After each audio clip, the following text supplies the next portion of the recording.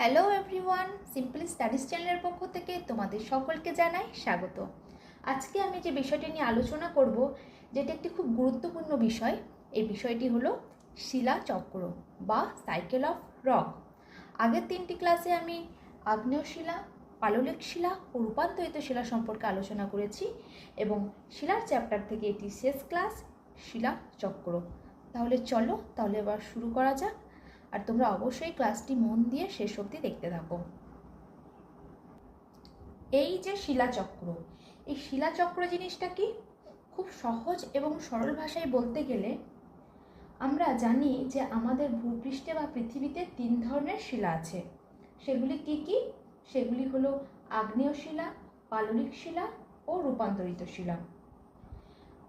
ভূপৃষ্ঠে এই যে 3 ধরনের শিলা ভূ অভ্যন্তরীণ ও বহির্জাত প্রক্রিয়ার কারণে একটি শিলা থেকে আরেকটি শিলার সৃষ্টি হচ্ছে, অর্থাৎ আগ্নেয় শিলা থেকে পাললিক শিলা, পাললিক শিলা থেকে রূপান্তরিত শিলা ও রূপান্তরিত শিলা থেকে আবার পুনরায় আগ্নেয় শিলায় পরিণত হচ্ছে। এই যে প্রক্রিয়াটা ভূপৃষ্ঠের উপরে ঘটে চলেছে কবে থেকে? না, সেই পৃথিবী সৃষ্টির সেই আদি লগ্ন থেকে বা কোটি কোটি বছর ধরে। এই যে শিলার উৎপত্তি ও বিনাশ প্রক্রিয়াটি চক্রাকারে ঘটে চলেছে, এর ফলে কি হচ্ছে? এর ফলে ভূপৃষ্ঠের উপর যে শিলাগুলির যোগান, সেগুলি কিন্তু অব্যাহত রয়েছে। এই যে প্রক্রিয়া বা পদ্ধতিটাকেই বলা হয় শিলাচক্র। ভূপৃষ্ঠের উপর এই যে শিলাচক্র কিভাবে কাজ করে? প্রথমে আগ্নেয় শিলা থেকে শুরু করা যাক। এই যে আগ্নেয় শিলা অর্থাৎ গ্রানাইট, ব্যাসল্ট, এই জাতীয় শিলাগুলি কি হয়? ক্ষয়প্রাপ্ত পদার্থের পরিবহন ও সঞ্চয়ের মাধ্যমে, অর্থাৎ ভূপৃষ্ঠের বিভিন্ন প্রাকৃতিক কারণ যেমন আবহাওয়া ও জলবায়ুগত কারণের জন্য এগুলি ক্ষয়প্রাপ্ত হয়ে হয়ে এবং পরিবহন ও সঞ্চয়ের মাধ্যমে নদী, সমুদ্র বা কোনো জলাশয়ের তলদেশে পলিরূপে সঞ্চিত হয় এবং এই পলিগুলি সঞ্চিত হতে হতে স্তরে স্তরে হয়ে জমাট বাঁধতে শুরু করে এবং সঞ্চিত হওয়ার ফলে কি হয়? এগুলি পরবর্তীকালে পাললিক শিলায় পরিণত হয়। তাহলে আমরা প্রথমে কি পেলাম? যে আগ্নেয় শিলা থেকে ক্ষয়প্রাপ্ত পদার্থের পরিবহন ও সঞ্চয়ের মাধ্যমে কি হয়? না, পলিতে রূপান্তরিত হয় এবং ওই পলিগুলি যখন স্তরে স্তরে সঞ্চিত হতে হতে পরে সেটা পাললিক শিলায় পরিণত হয়। তাহলে আগ্নেয় শিলা থেকে পলি এবং পলি থেকে পাললিক শিলা। এবার এই পাললিক শিলা থেকে আবার কি হয়? তাপ ও চাপের ফলে পরিবর্তিত হয়ে এগুলি রূপান্তরিত শিলায় পরিণত হয়।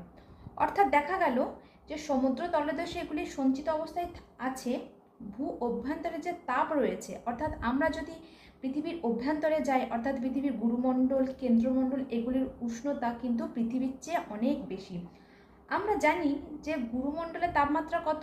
গুরুমণ্ডলের তাপমাত্রা হচ্ছে 2000 ডিগ্রি থেকে 3000 ডিগ্রি সেন্টিগ্রেড এবং কেন্দ্রমণ্ডলের তাপমাত্রা হচ্ছে 5000 ডিগ্রি থেকে 6000 ডিগ্রি সেন্টিগ্রেড। এই যে এত তাপমাত্রা কি হয়? ধীরে ধীরে উপরের দিকে আসতে থাকে, যার জন্য এগুলি রূপান্তরিত শিলায় পরিণত হয়। এই যে পাললিক শিলা, এবার এই পাললিক শিলা থেকেও কি হয়? দেখা গেল সেটা রূপান্তরিত শিলায় পরিবর্তিত হলো না, সেটা আবার ক্ষয়প্রাপ্ত পদার্থের পরিবহন ও সঞ্চয়ের মাধ্যমে পলিতে পরিণত হয়ে গেল। অর্থাৎ এক জায়গা থেকে পলির সঞ্চয় হয়ে থাকলো, সেই জায়গাটায় কিন্তু তাপ ও চাপ কোনোটাই পেল না। তাহলে কি হবে? সেই পাললিক শিলাটাই আবার ক্ষয়প্রাপ্ত হয়ে পলিতে পরিণত হয়ে যাবে। তাহলে দুভাবে হতে পারে, একটা পলি সৃষ্টি হতে পারে, আবার এক রূপান্তরিত শিলাতেও পরিণত হতে পারে। এবার দেখা গেল যে তাপ ও চাপের ফলে রূপান্তরিত শিলায় পরিণত হলো, তখন কি হবে? ভূগর্ভস্থ যে তাপ রয়েছে, সেই তাপের ফলে কিন্তু সব পদার্থই গলে যায়। আমরা এর আগে অ্যাস্তনোস্ফিয়ার স্তরটি সম্পর্কে পড়েছি যে অত্যাধিক তাপমাত্রার জন্য এই স্তরটি সবসময় শান্ত অবস্থায় থাকে। ঠিক সেই কারণের জন্যই রূপান্তরিত শিলা ভূগর্ভস্থ গলনের ফলে কি হয়? ম্যাগমায় পরিণত হয়। এই সেই ম্যাগমা যখন ভূপৃষ্ঠের বাইরে বেরিয়ে আসে লাভা রূপে, সেটা তখন শীতলীকরণ ও কঠিনীকরণের ফলে কেলাস গঠন করে এবং আগ্নেয় শিলায় পরিণত হয়, যেমন গ্রানাইট, ব্যাসাল্ট ইত্যাদি। এবার এই আগ্নেয় শিলা থেকে যেমন পলির সৃষ্টি হতে পারে, সেই রকম আগ্নেয় শিলা এই প্রক্রিয়ায় না গিয়ে সরাসরি তাপ ও চাপের ফলে রূপান্তরিত শিলায় পরিণত হতে পারে। আমরা এর আগে যেমন রূপান্তরিত শিলা সম্পর্কে জেনেছিলাম যে তাপ, চাপ ও রাসায়নিক বিক্রিয়ার ফলে শিলা রূপান্তর ঘটে, যেমন গ্রানাইট পরিবর্তিত হয়ে নিশে পরিণত হয়, ব্যাসাল্ট পরিবর্তিত হয়ে অ্যাম্ফোবোলাইটে পরিণত হয়। এগুলি কিন্তু সবই আগ্নেয় শিলা পরিবর্তিত হয়ে রূপান্তরিত শিলায় পরিণত হয়েছে। এই যে শিলার চক্রাকার আবর্তন, এটাকেই বলা হয় শিলাচক্র বা সাইকেল অফ রক। এই যে চক্রাকার আবর্তন শুধুমাত্র এই একই প্রক্রিয়ার মাধ্যমেই ঘটবে সেটার কিন্তু কোনো মানে নেই। পাললিক শিলা থেকে পলি সৃষ্টি হতে পারে, আবার রূপান্তরিত শিলা থেকেও পলি সৃষ্টি হতে পারে, কারণ এই একই প্রক্রিয়ায় ক্ষয়প্রাপ্ত পদার্থের সঞ্চয় ও পরিবহনের মাধ্যমে কিন্তু পলির সৃষ্টি হতে পারে। বা তাপ ও চাপের ফলে আগ্নেয় শিলা থেকে সরাসরি কিন্তু রূপান্তরিত শিলাতেও পরিণত হতে পারে।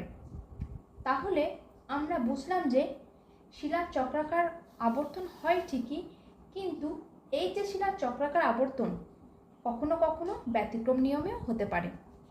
এবার তোমাদের মাথায় একটা প্রশ্ন আসতে পারে যে এই যে শিলাচক্র, এই শিলাচক্রের গুরুত্ব কী?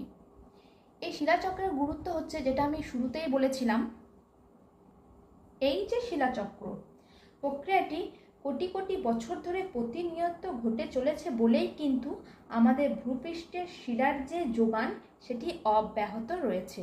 অর্থাৎ ভূ অভ্যন্তরীণ ও বহির্জাত প্রক্রিয়ার কারণের ফলে আগ্নেয় শিলা থেকে পাললিক শিলা, পাললিক শিলা থেকে রূপান্তরিত শিলা এবং রূপান্তরিত শিলা থেকে পুনরায় আবার আগ্নেয় শিলায় পরিণত হচ্ছে।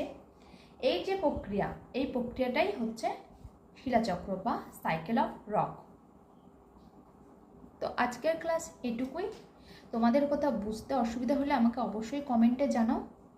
আমি আবার এরকমভাবে কোনো একটা ক্লাসে সেগুলোকে বুঝিয়ে দেবো তোমাদের। আর আজকের ক্লাসটা কেমন লাগলো সেটাও তোমরা কমেন্টে জানাও। তো আজকের ভিডিও এটুকুই, দেখা হচ্ছে পরের ভিডিওতে। আর ভিডিওটি ভালো লাগলে অবশ্যই একটা লাইক করো, কমেন্ট করো, সবার সাথে শেয়ার করো এবং এই চ্যানেলের প্রথম হয়ে থাকলে চ্যানেলটি সাবস্ক্রাইব করে পাশে থেকো। তো দেখা হচ্ছে নতুন একটা ক্লাসে। তো তোমরা সবাই ভালো থেকো এবং সুস্থ থেকো।